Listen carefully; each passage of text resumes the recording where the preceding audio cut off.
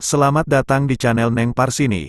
Video alur cerita novel audio kali ini berjudul Si Iblis Kecil. Semoga terhibur. Bab 51. Itu mustahil. Aku sudah menyegel separuh dari kekuatannya. Bagaimana bisa dia menggunakan seluruh kekuatan yang dia miliki? Ucap Fu Yun menatap Wu Chen yang sedang mengambang di udara dengan kebingungan. Wajah Biao Hu yang duduk di sebelah Fu Yun sama kusutnya. Apa kau melakukan kesalahan Master Fu? Kekuatan bocah itu seperti tidak tersegel. Bahkan terasa sedikit lebih kuat. Dia mengutarakan tanda tanya di benaknya. Aku tidak mungkin melakukan kesalahan. Bentak Fu Yun tidak terima dianggap lalai. Dia semakin terlihat tidak senang saat Wu Chen menyunggingkan senyum mengejek ke arahnya. Lang Jia menarik lengan Fu Yun dan menenangkannya. Kenapa kau sangat cemas? Dia tetap saja masih tingkat 8. Jenderal dari Ying itu monster tingkat 9. Keuntungan kita akan berkurang jika dia memenangkan pertarungan.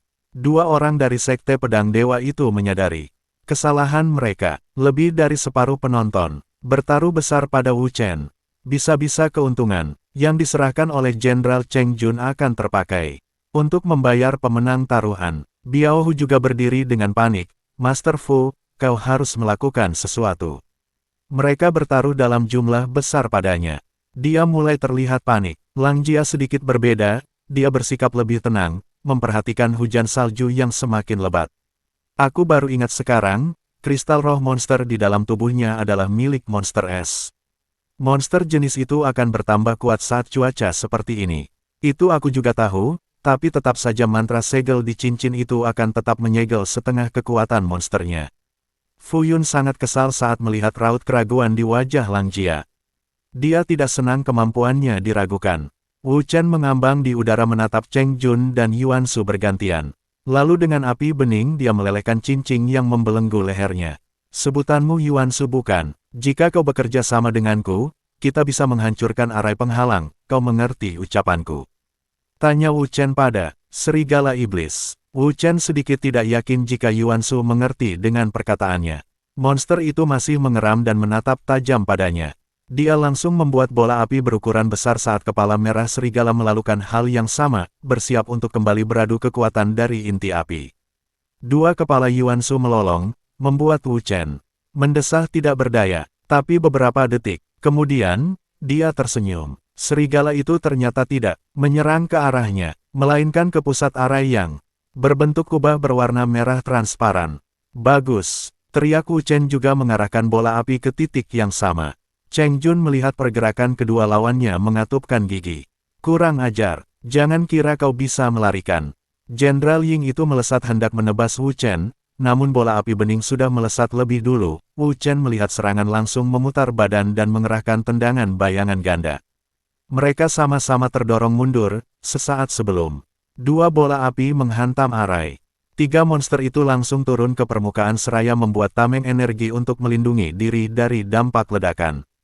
Ledakan sangat besar membuat arena Siwang bergetar hebat, seolah sedang terjadi gempa bumi besar. Penonton yang merasakan dampak benturan menjadi panik.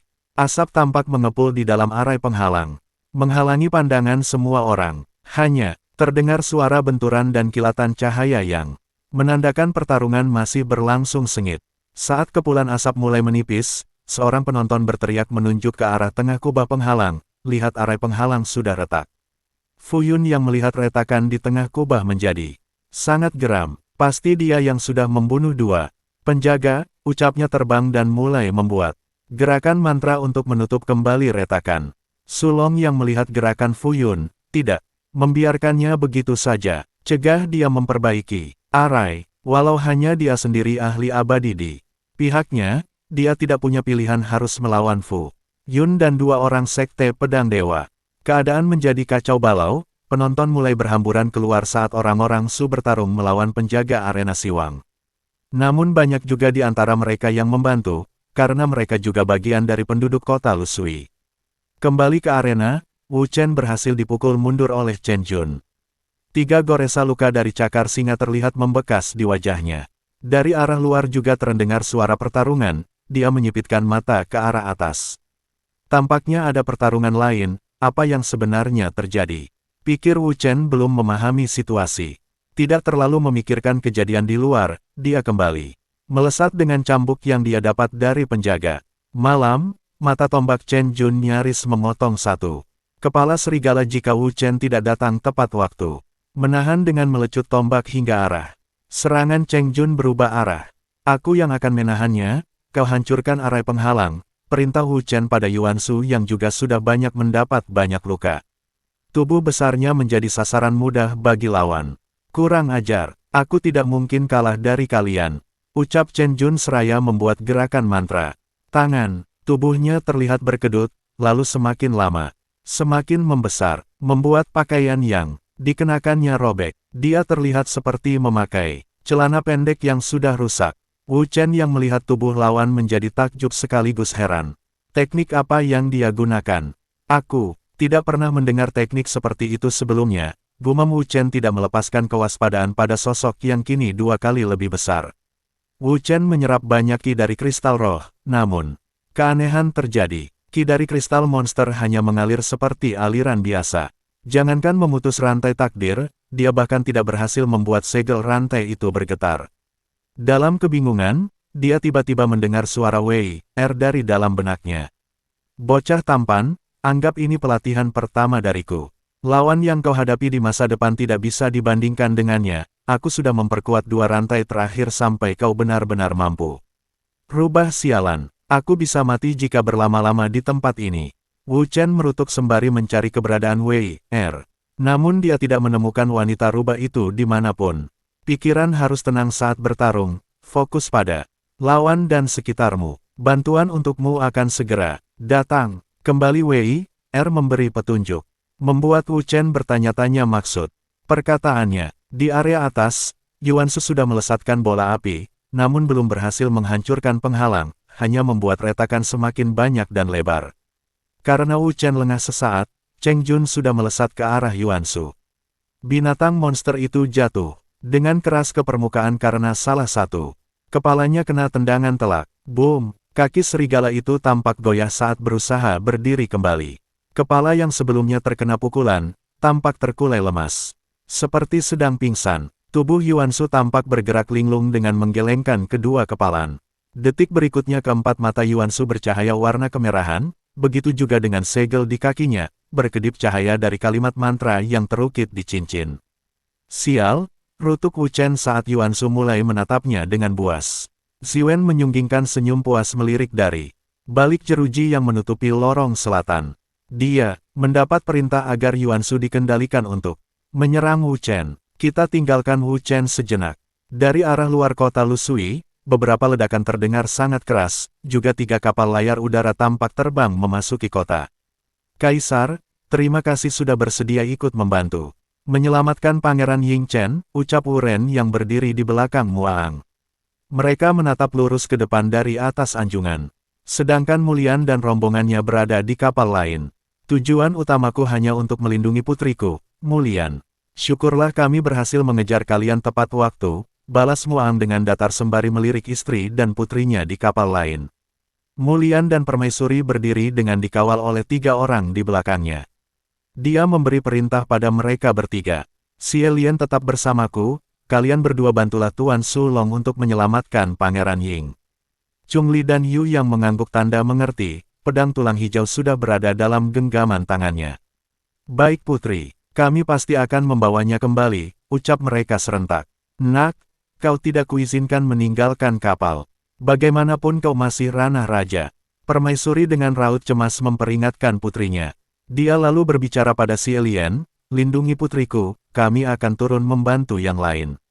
Xie Lian yang mendapat perintah sedikit membungkuk memberi hormat, saya akan mempertaruhkan nyawa untuk melindunginya, Nyonya Permaisuri. Sedang Chung Li dan Yu yang kini sudah maju ke tepi kapal dan langsung melompat keluar, terdengar letupan kecil saat mereka melesat terbang ke arah arena Siwang. Berkat bantuan kekisaranmu, 3 sahabat Wu Chen itu mendapatkan kekuatan yang tidak terduga. Tidak lama bagi mereka untuk sampai di arena Siwang.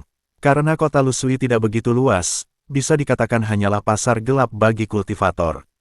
Mereka berhenti di ketinggian, Su Long yang dibantu oleh 2 orang ranah jiwa tampak dalam posisi tertekan saat ini. Mereka sudah bertarung di luar arena Siwang.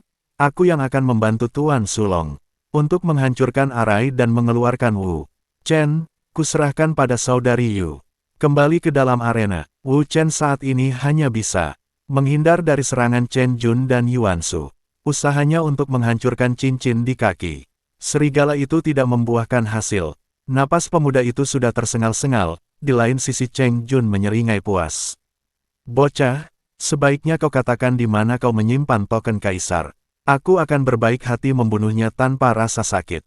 Wu Chen berjalan pelan dengan siaga, lalu menjawab pertanyaan Cheng Jun.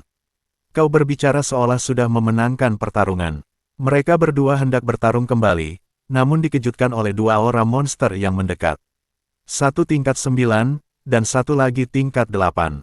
Yuan Shu bahkan memutar tubuhnya seraya menggeram. Monster serigala itu mendongakkan kepala ke arah atas. Ada aura monster tingkat 8 di atas sana. Tetapi, yang tampak hanya seorang wanita muda yang tengah membuat gerakan mantra tangan. Lalu, mengangkat pedang berwarna hijau ke arah atas. Ki keluar menyelimuti pedang dari lengannya, membentuk bayangan pedang rakasa. Yu Yang, gumam Wu Chen tidak percaya dengan penglihatannya. Kembaran Yu Yun itu tengah mengarahkan serangannya ke arah retakan di tengah. Arai penghalang. Hiya, hancur. Seru Yu yang melepaskan serangan pedang energi berukuran besar ke arah Arai. Setelah ledakan besar, retakan terlihat menjalar di sekeliling Arai. Sesaat kemudian Arai itu hancur berkeping-keping. Serangan Yu yang tidak berhenti sampai di situ, dimenukik turun sembari menebaskan dua energi pedang. Cheng Jun menangkisnya dengan perisai energi. Sedangkan Yuan Shu menahannya dengan perisai dari kristal es. Chen, maaf kami datang terlalu lama, ucap Yu yang berdiri di sebelah Wu Chen. Lalu menyerahkan pedang tulang hijau pada Wu Chen. Kenapa kau bisa terbang, dan kenapa aku merasakan aura monster dari tubuhmu? Tanya Wu Chen cemas, namun situasi tidak mendukung bagi mereka untuk bercakap. Nanti saja kita bicarakan, kali ini kami yang akan menyelamatkanmu, balas Yu yang maju ke depan, dia ternyata sudah mendapatkan senjata seperti miliknya dulu, 4 tusuk sanggul rambut. Dengan rambut tergerai, dia menatap Cheng Jun dan Yuan Shu dengan percaya diri. Ayo, kalahkan mereka, setelah itu kita bisa berkumpul lagi, ucap Yu yang dengan tersenyum manis pada Wu Chen, membuat pemuda itu sekali lagi teringat pada Yu Yun. Bab 52, ayo Chen, kita selesaikan dan kembali bersama-bersama. Yu yang melempar 4 tusuk sanggul ke udara, yang kemudian berputar dengan suara deru angin mengelilingi tubuh gadis itu. Di luar arena Siwang, Wu Chen mendengar suara pertarungan semakin keras. Wei Er yang duduk di bagian paling atas bangunan duduk sembari mengayunkan kedua kakinya. Dia tampak tidak terpengaruh sedikitpun dengan semua keributan. Bocah tampan, bagaimana dengan tugas yang kuserahkan padamu? Kau sudah menemukan keberadaan Hong Qiu, bukan? Wei Er bertanya melalui telepati pada Wu Chen. Wu Chen yang kadung kesal tidak dibantu oleh Wei Er sejak pertama enggan menghiraukan. Dia justru bergegas menyerang ke arah Chen Jun dengan pedang tulang hijau, sedangkan Yu yang menyerang Yuan Shu dari jarak jauh. Hiya, pedang dan tombak yang sama-sama diselimuti ki monster saling berbenturan, menimbulkan ledakan angin yang membuat salju di arena beterbangan. Mereka berdua saling tebas dan saling tangkis mulai dari menjejak tanah, hingga terbang ke udara. Benturan dan suara letupan membuat mereka sesekali saling dorong dan terlempar hingga membentur tembok. Sementara itu Yuan Shu melolong keras 1 tusuk sanggul tajam Yu yang menancap di tubuhnya beberapa kali. Wei Er yang melihat keterampilan gadis itu menimbulkan impresi mengesankan. Keterampilan gadis ini jauh lebih baik dari bocah tampanku, pengendalian ki juga lebih baik. Tidak ada yang terbuang percuma. Sepertinya dia dilatih dengan baik, ucap Wei Er bergumam sendirian sembari menggigit apel di genggamannya. Yu yang sejak awal berkultivasi sudah berlatih bersama guru. Tentu kemampuan bertarungnya lebih baik dari Wu Chen yang hanya berlatih dengan bertarung melawan monster iblis. Kembali ke pertarungan Wu Chen, dia menarik napas dalam-dalam sebelum mempersiapkan teknik tendangan bayangan ganda. Cheng Jun di lain sisi, dengan tubuh yang masih besar, tampak membuat gerakan segel tangan. Di belakang pria itu berdiri bayangan dari bentuk tubuh manusia normal. Tubuh asli Cheng Jun sebelum dia mengganti tangan dengan lengan singa. Bayangan avatar itu juga tidak memiliki ekor. Melihat teknik yang digunakan oleh lawan, Wu Chen langsung membentuk satu pedang berukuran besar dari inti api, membuat salju di udara menguap dan memunculkan asap. Wei Er yang melihat dia menggunakan dua teknik sekaligus terkesima. Dia bisa menggunakan inti api dan ki bersamaan. Bahkan di benua timur, sangat sedikit monster maupun manusia yang bisa melakukannya. Senyum kekaguman merekah di bibir Wei Er saat melihat Wu Chen. Walau kontrol ki dan keterampilan bertarung tidak terlalu baik, Wu Chen memiliki potensi besar untuk terus berkembang. Sesaat sebelum dia menyerang, Wu Chen memperingatkan Yu Yang, "Saudari Yu, hancurkan cincin di pergelangan kaki monster itu, dia di pihak kita saat ini." Setelah mengatakannya, dia langsung menerbangkan pedang api ke arah avatar yang mencerminkan diri Cheng Jun. Teknik avatar itu tampak menggenggam sebilah tombak yang serupa dengan yang digenggam oleh lawan. Blar, getaran keras membuat arena Siwang kembali berguncang. Semua salju yang ada di tempat itu langsung mencair saat udara panas menyebar. Yu yang sedang bertarung terpaksa mundur dan melindungi dirinya dengan perisai energi. Namun 4 tusuk rambut gadis itu terbang menyasar ke arah cincin di kaki Yuansu. Pada serangan pertama tidak berdampak berarti. Namun setelah kena 4 kali serangan, cincin segel itu mulai retak. Dari artedak di jarinya, gadis itu mengeluarkan pedang, lalu menebaskan energi berbentuk bulan sabit ke arah kaki Yuansu. Namun nahas, serigala itu berhasil menghindar. "Cih, gerakan serigala ini cukup lincah walau tubuhnya berukuran raksasa," ucap Yu yang melihat sembari melirik Wu Chen yang tengah melompat ke arah Chen Jun. Teknik avatar milik Chen Jun ternyata belum hancur saat berbenturan dengan pedang api. Wu Chen dari jarak dekat memutar badan menghindari tebasan tombak lawan, lalu melesakkan tendangan ke arah leher Cheng Jun. Avatar di belakangnya berusaha menebas Wu Chen, namun bayangan milik Wu Chen juga bergerak. Menendang avatar. Cheng Jun terpelanting setelah tubuhnya melayang dan berputar lebih dulu, kemudian bergulingan dengan kasar di lantai, darah sudah mengucur dari sela bibir dan hidungnya. Teknik avatar juga menghilang disebabkan dia kehilangan kendali pada teknik itu. Wu Chen tidak melepas kesempatan, dia kembali menyerang dengan mengerahkan tapak perobek jiwa. Cheng Jun hendak menusuk dada Wu Chen, namun jurus tapak sudah menempel di dadanya. Bam! Tombak di tangan Cheng Jun sampai terlepas dari genggaman saat tubuhnya membentur dinding arena, membuat retakan pada dinding dan dia pun jatuh tersungkur. Wu Chen hendak memberikan serangan penghabisan, namun dia merasakan serangan dari arah atas, menyasar ke arahnya. Terpaksa Wu Chen harus mundur. Ternyata Zumen yang datang.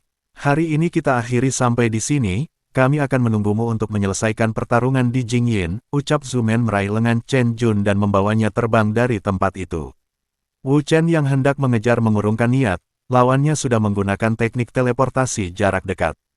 Dia berbalik melihat Yu yang baru saja berhasil melepas cincin penyegel di kaki serigala Yuansu. Kepala serigala yang tadi tidak sadarkan diri ternyata sudah bangkit kembali. "Tenanglah. Aku tidak akan menyakitimu," ucap Wu Chen mengulurkan tangan, berusaha mendekati Yuansu yang sedang berusaha mendapatkan kendali tubuhnya. "Chen, sebaiknya kau tidak dekati dia." Yu yang dengan wajah cemas memperingatkan iblis kecil supaya tidak terlalu dekat dengan serigala. Yuansu menyeringai dan menggeram seraya bergerak. "Mundur, kita sudah bebas, pergilah." Wu Chen berusaha untuk tidak menakuti, namun binatang monster itu tetap bersikap waspada. Wu Chen akhirnya memutuskan untuk membiarkan monster itu sendiri, lalu mendekati Yu Yang. "Ayo kita bantu yang lain," ucapnya mengajak Yu Yang meninggalkan arena. Beberapa saat sebelumnya, saat Yu Yang menghancurkan arai penghalang, Chungli melihat Sulong dan kelompoknya terdesak oleh Fu Yun dan 2 ahli abadi serta para penjaga. Dia dengan menghunuskan tombak, langsung menerjang masuk ke dalam pertarungan. Fu Yun dan Biao Hu terkesiap saat merasakan aura monster tingkat 9. Chungli masuk ke dalam pertarungan dan memukulkan tombak, membuat 2 orang yang tidak siap itu mundur ke belakang. 2 ahli abadi itu saling pandang, tidak menyangka kemunculan manusia lain dengan aura monster iblis. "Siapa kau anak muda? Kita sepertinya belum pernah bertemu, pastinya tidak ada perselisihan antara kita," ucap Fu Yun dengan wajah kesal. Mereka sudah hampir memenangkan pertarungan, namun kini harus berhadapan dengan sosok kuat yang baru datang. Chungli berbicara dengan wajah datar, "Kalian membuat masalah dengan sahabatku dan memanfaatkannya demi kekayaan. Hari ini arena, Siwang akan runtuh, rata dengan tanah. Mendengar kata-kata itu, Fu Yun mengatupkan gigi. Seorang anak muda berani bersikap arogan di hadapan.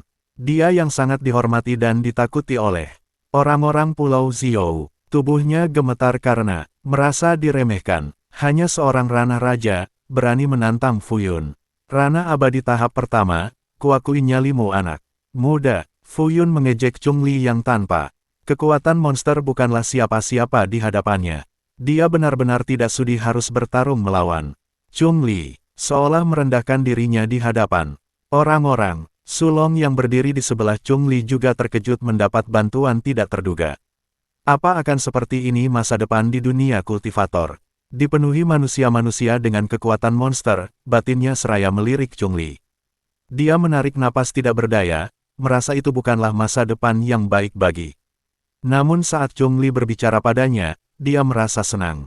Terima kasih sudah datang untuk menyelamatkan pangeran, ucap Sulong dengan sungguh-sungguh mengucapkan terima kasih sembari memberikan tanda penghormatan. Setelah itu mereka berdua langsung menyerang ke arah Fu Yun dan Lang Jia. Dari arah lain, Kaisar Mu dan istrinya datang. Mereka tampaknya berhasil membuat orang-orang kota Lu Sui ketakutan. Sehingga perang besar berhasil dihindari untuk sementara waktu. Lang Jia, Biao Hu yang melihat kedatangan Kaisar mundur dari pertarungan, saling tatap dalam kebingungan. Tidak menduga jika penguasa kekaisaranmu ternyata turut dalam penyerangan. Bagaimana sekarang saudara Lang? Tanya Biao Hu dengan raut kebingungan. Sekte mereka berada di wilayah kekaisaranmu. Jika mereka melawan kaisar, bisa-bisa mereka harus berhadapan dengan seluruh sekte. Dari jauh Kaisar Muang tidak mengalihkan pandangan pada dua tetua sekte pedang dewa, lalu berbicara dengan tatapan tajam pada mereka. Lang Jia, Biao Hu, aku tidak menyangka kalian ada di sini. Tampaknya Sekte Pedang Dewa berani berbohong pada istana dengan mengatakan kalau kalian sedang melakukan pelatihan tertutup. Apa kalian berencana untuk berkhianat? Lanjut Kaisar. Terima kasih, dan nantikan bab berikutnya esok hari. Salam bahagia dan selamat beraktivitas.